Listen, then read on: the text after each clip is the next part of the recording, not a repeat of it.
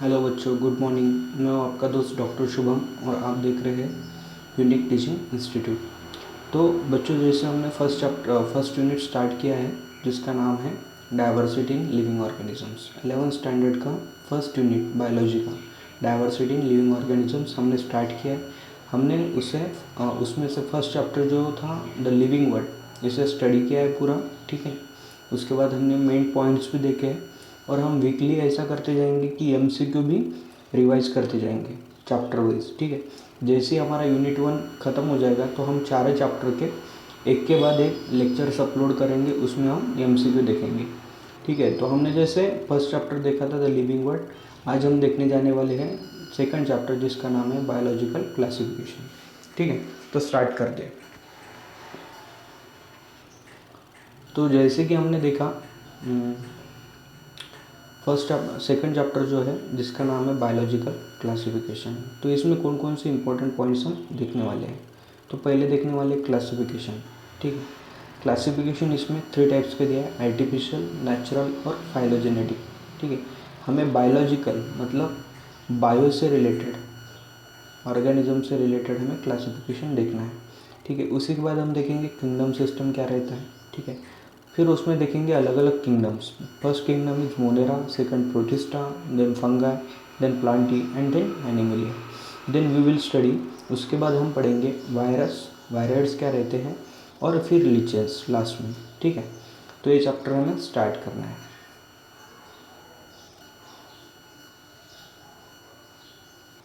अभी हम देख रहे हैं the second chapter which is called biological classification. Biological classification, इसके नाम में ही हमें दिखता है कि बायोलॉजिकल, बायो मतलब माइक्रो ऑर्गेनिजम्स, प्लांट्स, एनिमल्स, ये सब कुछ जिसमें आता है वो बायो। बायो मतलब जिसके पास लाइफ है वो हो गया बायो। ठीक है, तो बायोलॉजी में भी हम स्टडी करते हैं लिविंग थिंग्स का, लिविंग ऑर्गेनिजम्स का। ठीक है, तो पहले डेफिनेशन दी है, biological classification is the scientific procedure of arranging organisms into groups and sub groups. हमें कैसे करना है, बायोलॉजिकल क्लासिफिकेशन क्या है, तो प्रोसीजर है कौन सी, of arranging organisms into groups and sub groups. हमें क्लासीफाई करना है ग्रुप्स में और सब ग्रुप्स में। ठीक है, और कौन से बेसिस पर हम इन सबको सब ग्रुप्स और ग्रुप्स में डिवाइड करेंगे, तो सिमिलैरिटीज़ मतलब जो साम्यता है उनमें, और फिर डिसिमिलैरिटी जो अलगपन है। ठीक है, and placing the group in a hierarchy of categories. हमने हायरार्ची फर्स्ट चैप्टर में पढ़ा है, जैसे स्पेसीज, जीनस, फैमिली, ऑर्डर। ठीक है, उसी की तरह। देन इम्पोर्टेंस ऑफ क्लासिफिकेशन क्या है, क्लासीफाई क्यों इम्पोर्टेंट है, तो हमें देखना है। The first point is, it is not possible to study even organism. Study of one or two organism of a group gives sufficient information about the essential features of the group. ठीक है, आप सभी को पता है कि हमें जैसे बहुत सारी चीज़ें बिखरी है तो हम उसे पढ़ नहीं सकते, या उसे गेन उसका जो नॉलेज है वो गेन इंफॉर्मेशन गेन नहीं कर सकते। तो हमें क्या करना पड़ता है कि हर एक इसको, मतलब जैसे हम पढ़ाई कर रहे हैं 11th के चैप्टर्स देख रहे हैं, तो इन्होंने उसको इंडेक्स में एक कन्वर्ट किया है। इंडेक्स मतलब हमने उसको क्लासीफाई किया है कि पहले हम लिविंग ऑर्गेनिजम्स पढ़ेंगे। ठीक है, लिविंग वर्ड पढ़ेंगे, फिर उनको क्लासीफाई कैसे किया वो पढ़ेंगे। तो ऐसे ही हमें इंपॉर्टेंस ऑफ क्लासिफिकेशन क्या है, it is not possible to study every organism. हमें हर एक ऑर्गेनिज्म नहीं पढ़ना है, तो हम उनके बारे में कलेक्टिवली, जैसे स्पेसीज है तो हमने एक स्पेसीज की जानकारी ली तो हमें पूरे स्पेसीज की जानकारी आ जाएगी। ये इसके इंपॉर्टेंस है। Second is, it helps in identification of new organism. हमें क्या करता है, ये न्यू ऑर्गेनिज्म आइडेंटिफाई करने में मदद करता है। Then classification helps in knowing the relationship amongst different groups of organism. ठीक है, हमें नॉलेज गेन करने में मदद करता है कि अलग अलग ग्रुप में कौन कौन से ऑर्गेनिज्म है, और उनका कलेक्टिवली हम स्पेसिस के रूप में, जीनस के रूप में इंफॉर्मेशन लेते रहते हैं। The next point is, the organism of past cannot be studied without a proper system of classification. ठीक है, यदि आपको प्रॉपर सिस्टम ऑफ क्लासिफिकेशन में कुछ भी मिला नहीं, यदि आपको बायोलॉजी के नोट्स नहीं मिले, फिजिक्स के नोट्स नहीं मिले, केमिस्ट्री के नोट्स नहीं मिले, तो आप पढ़ाई नहीं कर पाएंगे। ठीक है, क्योंकि आपके पास जो नॉलेज रहता है वो बिखरा हुआ नॉलेज रहता है, लेकिन जो उसे पढ़ाई करके सामने जाता है उसको पता रहता है कि ये पूरा सिस्टम ऑफ नॉलेज आपको कैसे देना है, ठीक है, नोट्स कैसे देने, उसमें पॉइंट्स कौन से इंक्लूड करने हैं, ये पूरी सिस्टम ऑफ क्लासिफिकेशन रहती है। The next point is classification. अभी क्लासिफिकेशन क्या है, तो क्लासिफिकेशन में हमने पहले देखा था समरी में, मतलब पढ़ाई लेक्चर स्टार्ट करने से पहले, कि क्लासिफिकेशन में हम 3 प्रकार के क्लासिफिकेशन करने वाले। First is artificial, second is natural and third is phylogenetic system of classification. हमें 3 क्लासिफिकेशन इसमें देखना है, ठीक है।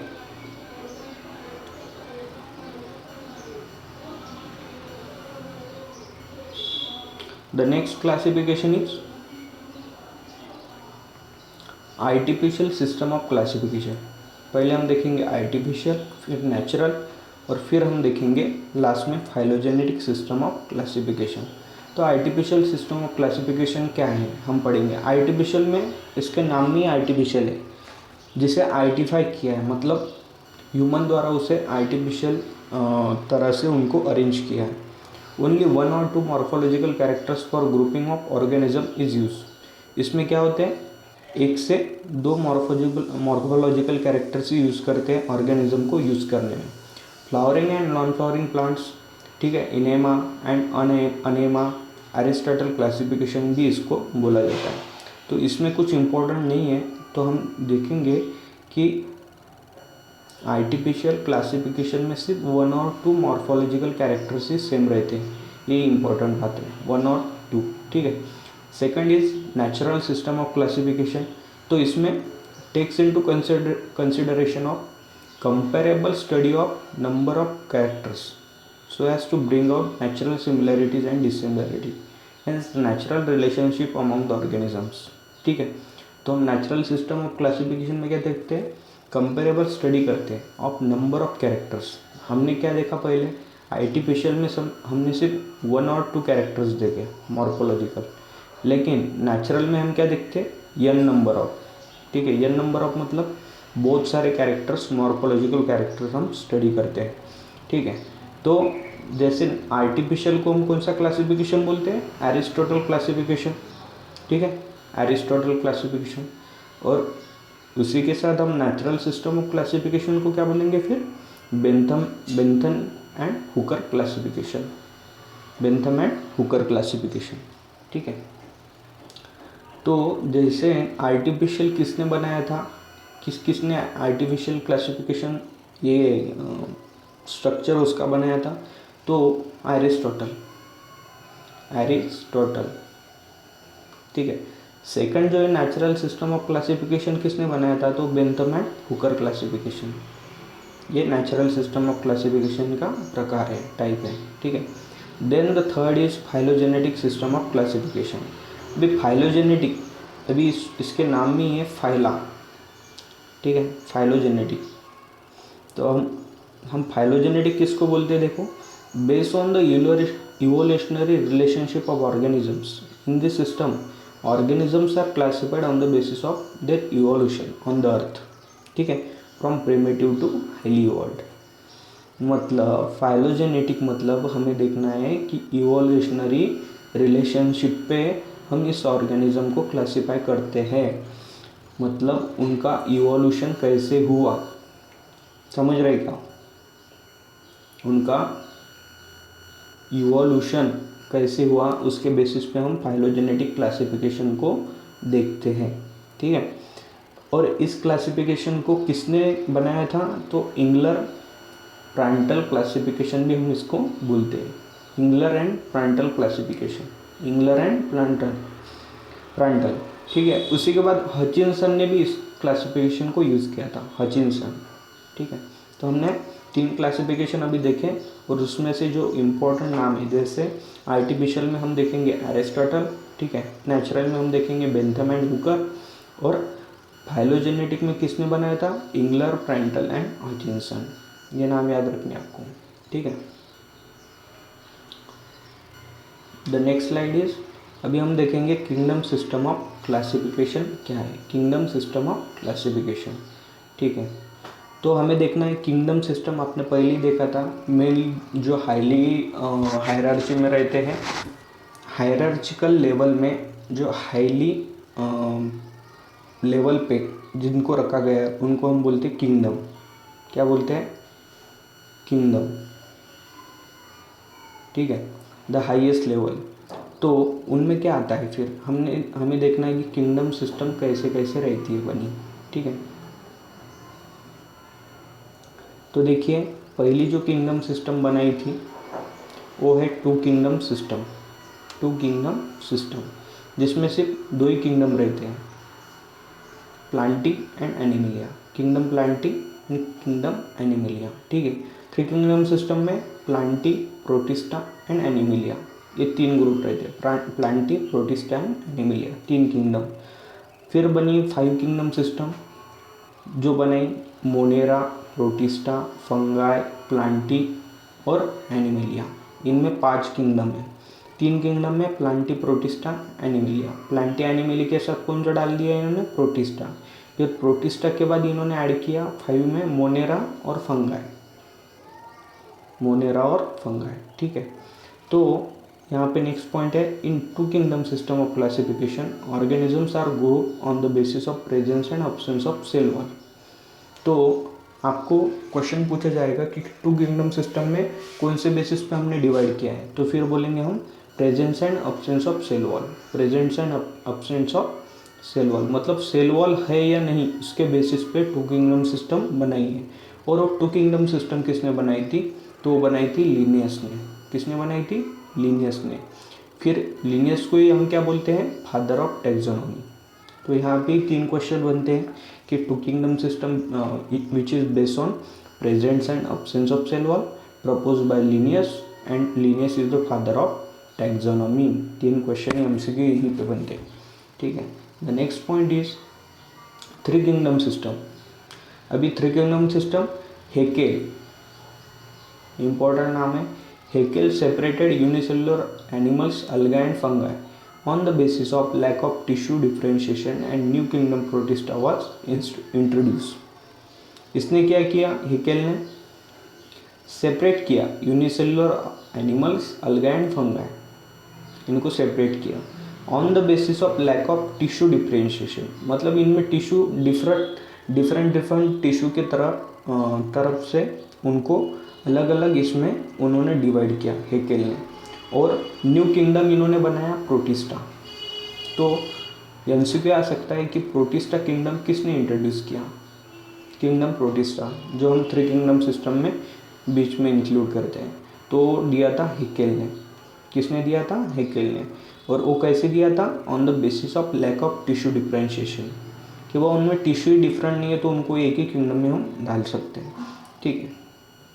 फिर उसी के बाद है फाइव किंगडम सिस्टम। आपको पता ही है, पढ़ा होगा इससे पहले कि R.H. व्हिटेकर ने फाइव किंगडम सिस्टम दिया था, जो मोस्टली फेमस है, मतलब ज़्यादा फेमस किंगडम सिस्टम है फाइव किंगडम सिस्टम, ठीक है। जिसमें पहले आता है Monera, Protista, Fungi, Plantae and Animalia, जो दिया था R.H. व्हिटेकर ने, ठीक है। R.H. Whittaker divided all the organism into five kingdom in order to develop phylogenetic classification, ठीक है।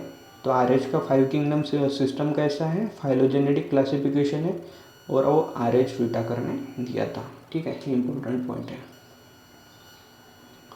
अभी हम देखेंगे नेक्स्ट स्लाइड, किंगडम मोनेरा। पहले देखेंगे हम किंगडम मोनेरा। तो किंगडम मोनेरा क्या है? The kingdom includes all prokaryotes जैसे mycoplasma, bacteria, actinomycetes and cyanobacteria. तो किंगडम मोनेरा में क्या क्या आता है आपको ध्यान में रखना है। माइकोप्लाज्मा आता है, बैक्टीरिया आता है, ठीक है, एक्टिनोमाइसेट्स आते हैं और फिर साइनोबैक्टीरिया, ठीक है। फिर हम इसे ध्यान में कैसे रखेंगे? तो 4 ही बातें आती है, MBAC, ठीक है। यम बैक बोल सकते हैं हम उसको, MBAC। तो मोनेरा में क्या क्या आएगा? Mycoplasma, bacteria, actinomycetes and cyanobacteria, ठीक है। तो इसमें मेन कैरेक्टर्स हमें मोनेरा के अभी पढ़ने हैं। The first point is Monera, kingdom Monera में क्या क्या रहता है? तो यूनिसेलुलर ये रहते हैं, इनकी ऑर्गेनाइजेशन कैसे रहती है? यूनिसेलुलर, ठीक है, मतलब एक ही सेल के बने रहते हैं। प्रोकैरियोट्स रहते हैं and contain the most primitive of living forms. मतलब सबसे पहले कौन आया था? तो किंगडम मोनेरा आया था, मोनेरा में कौन कौन आया था, माइकोप्लाज्मा बैक्टीरिया, ठीक है, उसके बाद एक्टिनोमाइसेट्स एंड साइनोबैक्टीरिया। तो ये कैसे रहते हैं मोनेरा वाले, रहते हैं यूनिसेलुलर प्रोकैरियोट्स रहते हैं और contain most primitive of living forms, ठीक है। फिर नेक्स्ट पॉइंट है the cell are microscopic and cell wall is generally present. अभी सेल कैसे रहेंगे, यूनिसेलुलर है मतलब माइक्रोस्कोपिक रहेंगे और सेल वॉल प्रेजेंट रहती है, ठीक है, सेल वॉल प्रेजेंट रहते हैं। The third point is genetic material are not organised into nucleus and contain naked DNA.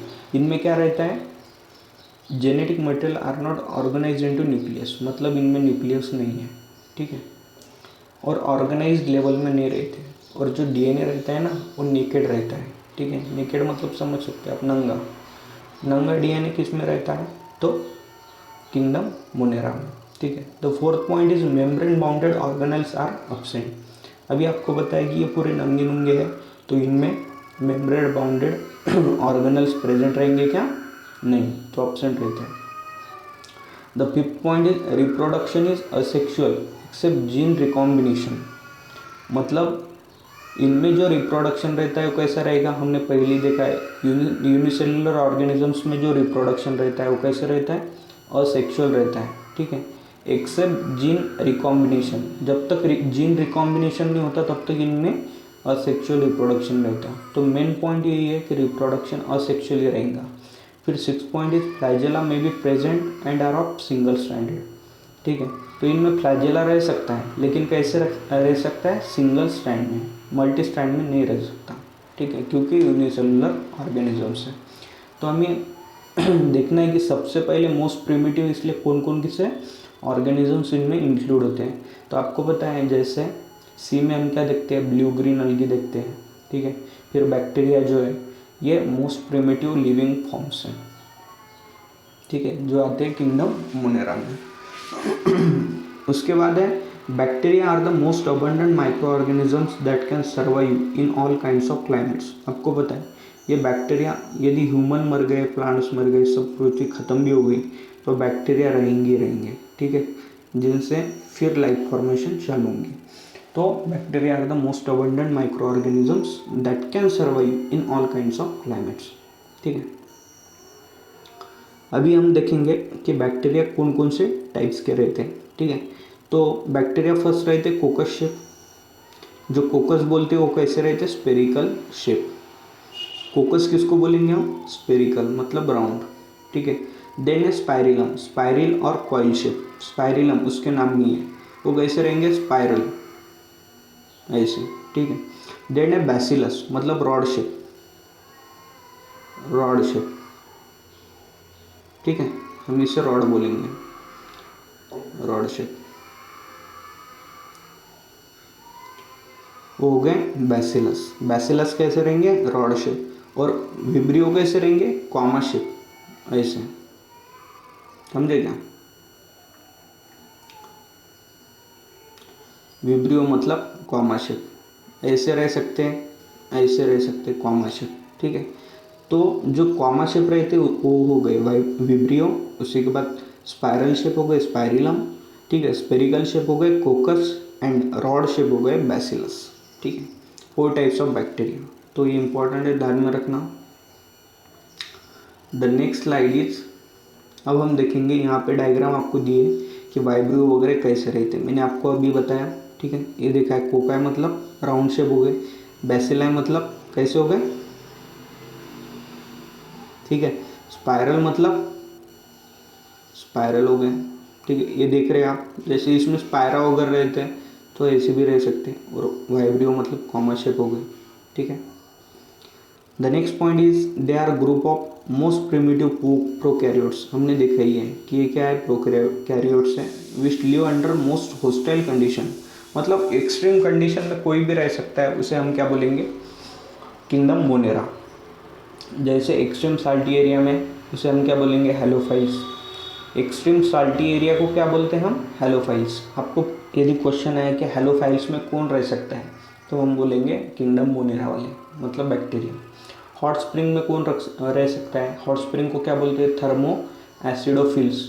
Thermo acidophiles मतलब thermal region, extreme thermal region में भी कौन रह सकता है, तो किंगडम मोनेरा वाले। एंड मार्शी एरिया, तो मार्शी एरिया को क्या बोलते हैं, मिथेनोजेंस, जो मीथेन गैस फॉर्म करते हैं, ठीक है।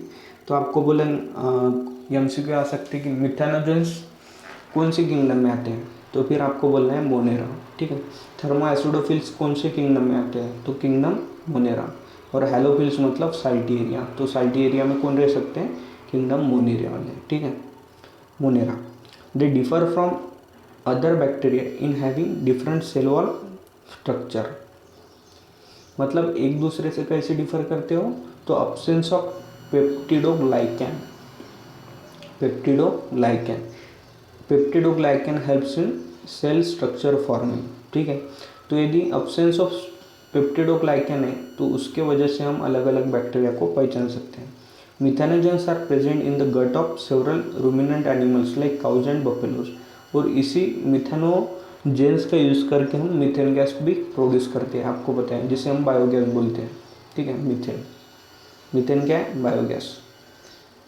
तो कौन फॉर्म करता है, किंगडम मोनेरा वाले बैक्टीरिया, ठीक है।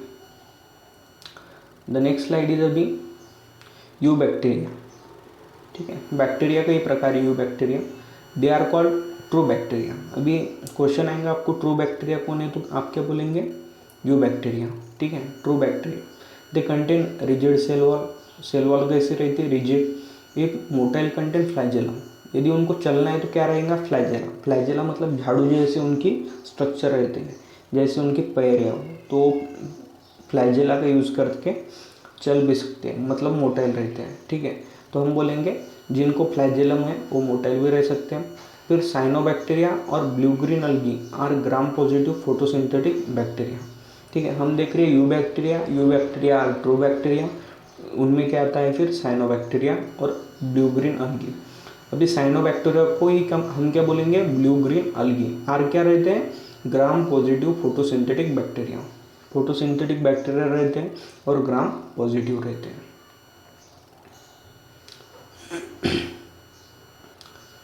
तो साइनोबैक्टीरिया और blue green algae are included in eubacteria and are gram positive photosynthetic bacteria, ठीक है। इसमें क्या रहता है फिर, they contain chlorophyll a and carotenoids, इनमें क्लोरोफिल ए भी रहता है और कैरोटीनॉइड्स भी रहता है।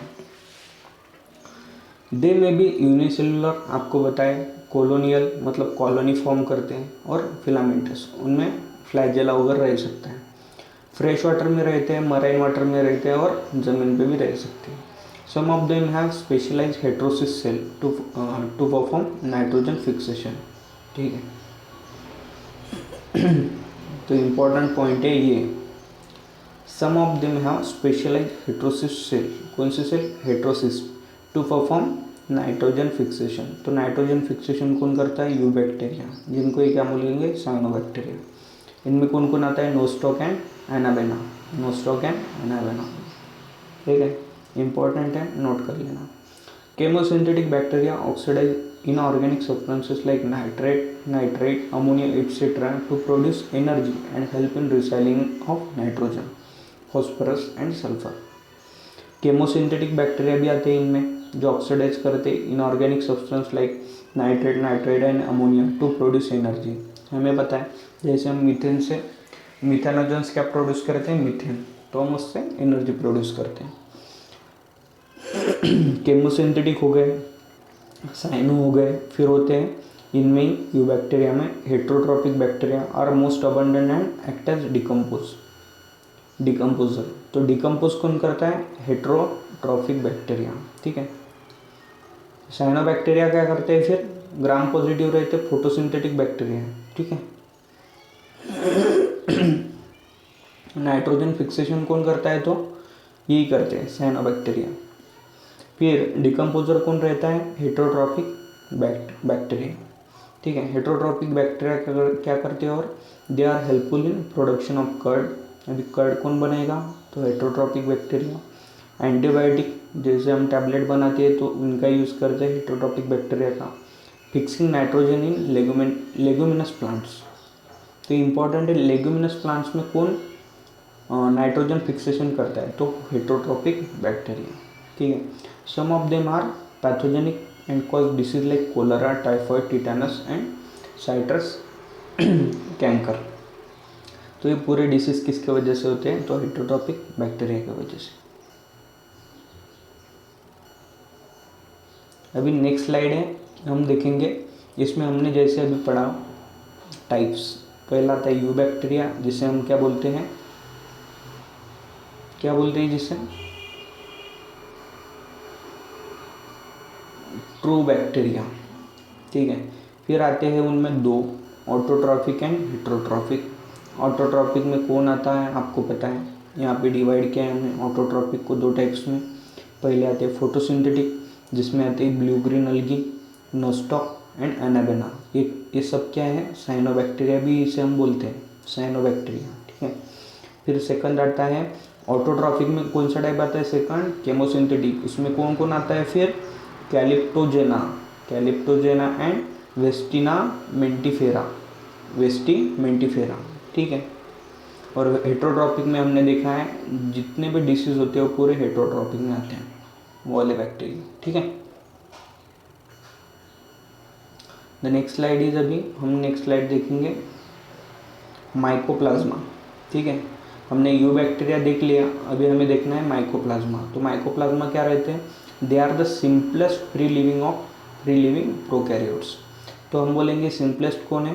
तो माइकोप्लाज्मा। सिंपलेस्ट किंगडम मोनेरा के बैक्टीरिया कौन से हैं? तो वो है mycoplasma. They are also known as PPLO.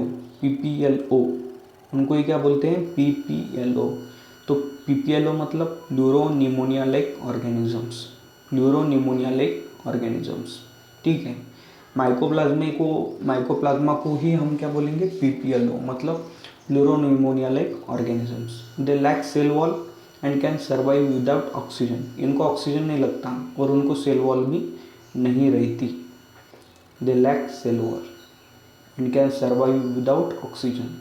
बिना ऑक्सीजन के कौन सर्वाइव करेगा बैक्टीरिया में? तो माइकोप्लाज्मा। ठीक है। They cause disease in plants and animals. अभी हमने देखा है कि प्लूरोनिमोनिया लाइक ऑर्गेनिजम्स। ठीक है।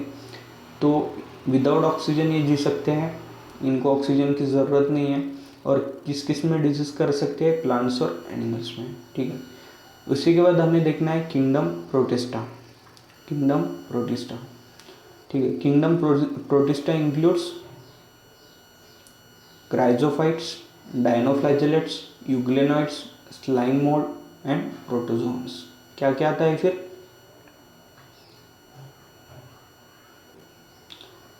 हम सेकंड किंगडम चालू करने वाले किंगडम प्रोटिस्टा। तो किंगडम प्रोटिस्टा में क्या क्या आता है? Chrysophytes, dinoflagellates, euglenoids, slime mould and protozoans. ठीक है। याद करके रखना CDESP। ठीक है। ऐसे आपको कुछ तो भी इनके शॉर्ट फॉर्म तैयार करने, याद रखने के लिए। ठीक है। तो हम देखेंगे किंगडम प्रोटिस्टा में क्या क्या आता है। तो it includes all unicellular and colonial eukaryotes. तो हमने देखा था मोनेरा में कौन आता है? सिर्फ प्रोकैरियोट्स। ठीक है। लेकिन प्रोटिस्टा में क्या आता है? यूकैरियोट्स भी आते हैं, जो कौन से रहते हैं? कॉलोनी वाले, मतलब खुद की कॉलोनी बनाते हैं ऐसे। ठीक है। अभी मेरा मार्कर नहीं चल रहा है इसलिए वजह से। कॉलोनी मतलब आपको पता है कॉलोनी कैसी रहती है, एक के पास ऐसी कॉलोनी बनाती जाती है। इसीलिए कॉलोनियल यूकैरियोट्स भी रहते हैं प्रोटिस्टा में और यूनिसेलुलर ऑर्गेनिजम्स रहते हैं। ठीक है। अभी सेकंड पॉइंट है most of them are aquatic forming plankton. अभी प्लैंकटन कौन फॉर्म करता है? तो प्रोटिस्टा, पी से पी। ठीक है। प्लैंकटन कौन फॉर्म करता है? किंगडम प्रोटिस्टा वाले। इसमें मोड ऑफ न्यूट्रिशन में भी फोटोसिंथेटिक। अभी प्लैंकटन्स आपको पता है जो समुद्र मतलब सी में रहते हैं, वो कैसे रहते हैं? फोटोसिंथेटिक रहते हैं, सैप्रोफाइटिक रहते हैं, पैरासाइटिक रहते हैं और होलोजोइक। ठीक है। तो ये इम्पोर्टेंट नहीं है, मतलब फोटोसिंथेसिस करके वो अपना गुजारा कर सकते हैं। ठीक है, किंगडम प्रोटिस्टा वाले। The fourth point is flagella present are 11 standard with 9+2 arrangement of micro tubules compose of tubulin. भी इंपॉर्टेंट पॉइंट है। इनका बोलना है कि किंगडम प्रोटिस्टा में जितने ऑर्गेनिजम्स रहते हैं जैसे क्राइजोपाइड्स, डायनोफ्लैजेलेट्स, यूग्लिनोइड्स वगैरह, तो उनमें 11 स्टैंडर्ड स्ट्रक्चर रहता है। 11 स्टैंडर्ड मतलब कितने स्ट्रैंड्स रहेंगे? 11, ठीक है। और उनमें अरेंजमेंट कैसे रहेंगी? 9+2 मतलब 9 एक तरफ रहेंगे ऐसे और 2 एक तरफ, ठीक है। तो ऐसे बन के पूरा प्रोटिस्टा बनता है। मतलब इनका ऑर्गेनिज्म जो कोई भी रह सकता है, डायनोफ्लैजेलेट, क्राइजोफाइट्स वगैरह, ठीक है। और इनके जो ये माइक्रोट्यूबुल्स हैं, मतलब ये ट्यूबुल्स है जो कि माइक्रो स्वरूप में है, उसमें क्या रहता है? ट्यूबुलिन। कैसे बने रहते हैं? ट्यूबुलिन से, इसीलिए हम इसको ट्यूबुल बोलते हैं, ठीक है, micro tubules. The next point is genetic material consist of 2 और मोर डीएनए मॉलिक्यूल्स। हमने देखा था मोनेरा में क्या रहता है? नेकेड डीएनए रहता है, लेकिन यहाँ पे क्या रहता है? सेल वॉल प्रेजेंट रह सकती है, तो इसमें क्या रहेगा? 2 और मोर डीएनए मॉलिक्यूल्स रह सकते हैं, ठीक है। द नेक्स्ट स्लाइड इज, अभी हम देख रहे हैं इसमें ही प्रोटिस्टा में, they includes diatoms and golden algae, ठीक है, found in fresh water as well as marine water. मतलब फ्रेश में भी रह सकते हैं, मराइन में भी रह सकते हैं, ठीक है। ये यूनिसेल्युलर ऑर्गेनिजम्स हैं, तो ये एक्सट्रीम कंडीशन में रह सकते हैं। The next point is in diatoms cell wall forms 2 thin overlapping cell which fit together as in soap box, ठीक है। तो डायटम सेल वॉल फॉर्म कैसे करती है? Two thin overlapping cells which fit together as in a soap box, मतलब एक के ऊपर एक 2 सेल ऐसे रहती है, उसको बोलेंगे हम डायटम्स, ठीक है, overlapping cell. The next point is the siliceous indestructible cell wall pile up at the bottom of water reservoirs and form big heaps called diatomaceous earth, diatomaceous earth। तो इनका बोलना है जो सिलेसियस इंडेस्ट्रक्टिबल सेल वॉल है, ठीक है, वो पाइल कर रहती एक के ऊपर एक। कहाँ पे? जो वाटर रिजर्वायर रहते ना, जैसे सी हो गया, तो उनके जो नीचे का भाग है उसके ऊपर ये डायटोमेसियस अर्थ बनाते हैं। मतलब आपको पता है जैसे अलगे रहती है तो शेवाड़ काय पे तैयार होता है? बेस पे तैयार होता है। तो ऐसे ही डायटम्स क्या करते हैं? उन पे एक लेवल बनाते हैं, ठीक है। तो उस लेवल को हम क्या बोलेंगे? एक मतलब क्या बोलेंगे उसे? एक कवरिंग बनाते हैं अर्थ के ऊपर, उसे हम क्या बोलते हैं? डायटोमेसियस अर्थ, ठीक है। It may extend for 100 metre and use for polishing, filtration of oil and syrups. तो हमें इसको ये जो लेयर रहती है इसको ही निकाल के हम पॉलिशिंग के लिए यूज़ कर सकते हैं, फिल्ट्रेशन के लिए यूज़ कर सकते हैं और सिरप्स बनाने के लिए भी यूज़ कर सकते हैं। They are cheap producer in oceans. कहाँ पे मिलते हैं? ओशियन सी में, ठीक है। दे आर बेसिकली यूनिसेलुलर। कैसे रहते हैं? यूनिसेलुलर रहते हैं। डायटम्स मोटाइल रहते हैं, मतलब चल सकते हैं। बायफ्लैजेलेट, फ्लैजेला 2 रह सकते हैं उनको, और फोटोसिंथेटिक प्रोटिस्टा, ठीक है, मतलब फोटोसिंथेसिस कर सकते हैं। इसी के बाद नेक्स्ट पॉइंट है predominant colour is golden brown but yellow, green, red, even blue also exist. अलग अलग कलर इनमें रह सकते हैं। साइनोबैक्टीरिया कौन सा है? Blue green. Some dinoflagellates like Gymnodinium and Gonyaulax grow in large number in the sea and make the water look red cause so इसे हम क्या बोलेंगे? Red tide. तो अभी आपने देखा होगा कि रेड सी भी बोलते हैं। तो रेड सी किसी के वजह से फॉर्म होता है रेड टाइड, तो है जिम्नोडियम एंड गाइनोलॉक्स। जिम्नोडियम एंड गाइनोलॉक्स, इनके वजह से क्या फॉर्म होता है? Red tide. मतलब वो पानी का कलर लाल बन जाता है, इसलिए हम उसको रेड टाइड बोलते हैं। वो बनती है जिम्नोडियम एंड गाइनोलॉक्स के वजह से, ठीक है। डायटोमेशियस अर्थ किसके वजह से बनती है? तो डायटम्स की वजह से। उसी के बाद जो प्रोटिस्टा रहते हैं they are euglena like unicellular flagellates which possesses pellicle instead of cell wall. ठीक है। तो पेलिसिल रहती है सेल वॉल की जगह पे, कहाँ पे, यूग्लेना में। They are euglena like unicellular flagellates which possess pellicle. Cell wall की जगह पे रहती है pellicle which make their body flexible, इसीलिए उनकी बॉडी फ्लेक्सिबल रहती है इसी पेलिसिल की वजह से। They have two flagella, one short and other long. तो एक बड़ा फ्लैजेला रहता है और दूसरा क्या रहता है, शॉर्ट रहता है। दे are photosynthetic in presence of sunlight and act as predators in absence of sunlight. ठीक है। तो जैसे जो युग्लेना रहते हैं वो फोटोसिंथेटिक रहते हैं, जब सूरज रहेगा तो फोटोसिंथेटिक, वो खुद का खाना खुद बना के खाएंगे। लेकिन जब सनलाइट नहीं रहती है तब क्या करते हो, प्रेडेटर, मतलब दूसरों को मार के खाते हैं। ठीक है।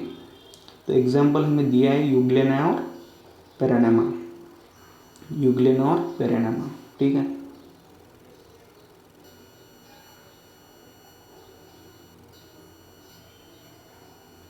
अभी हम लास्ट में देखेंगे इसमें स्लाइम एंड मोल्ड्स।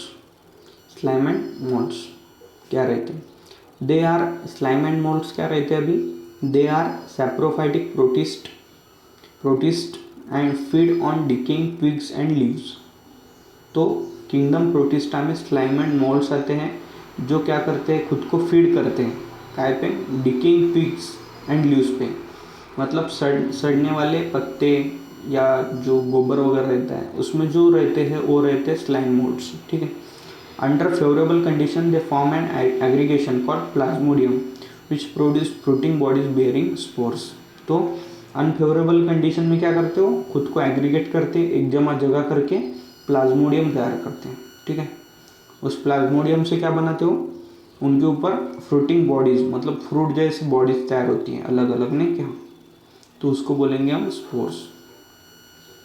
उनके ऊपर स्पोर्स बने रहते हैं।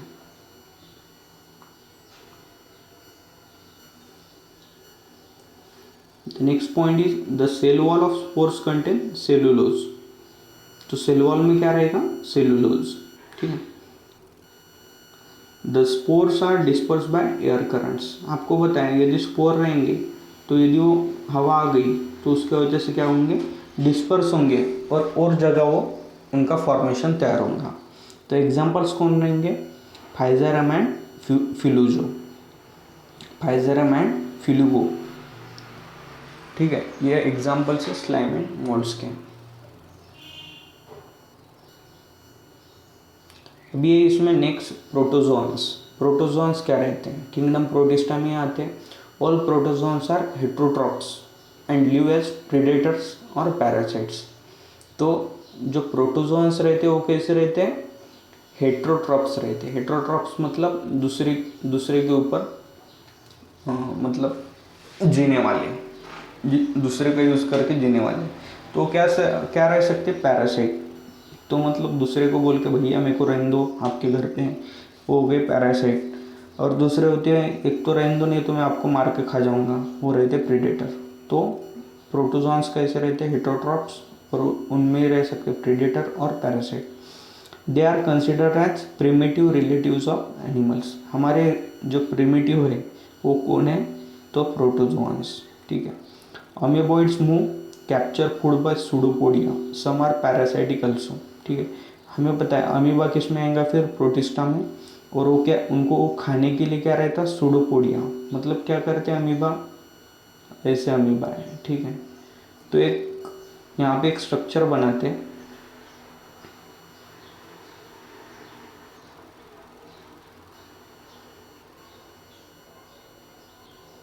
जैसे अमीबा हो गया। ठीक है।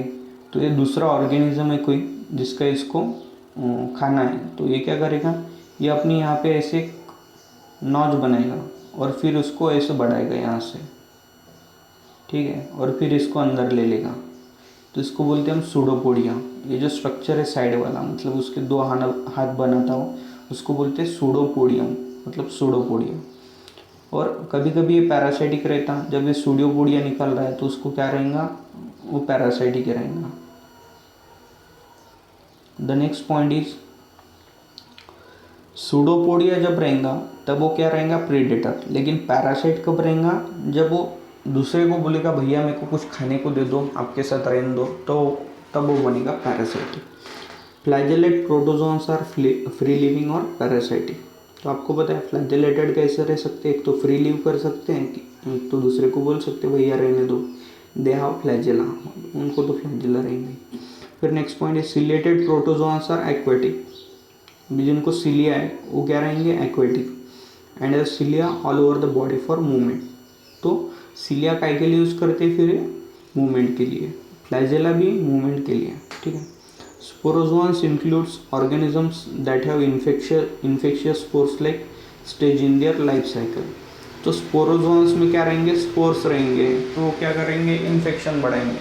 तो ये सब प्रोटोजोन्स में आते हैं। Sporozoans, ciliated protozoans, flagellated protozoans, ये सब काय के टाइप्स हैं, प्रोटोजोन्स के। प्रोटोजोन्स किस में आते हैं, किंगडम प्रोटिस्टा में, ठीक है।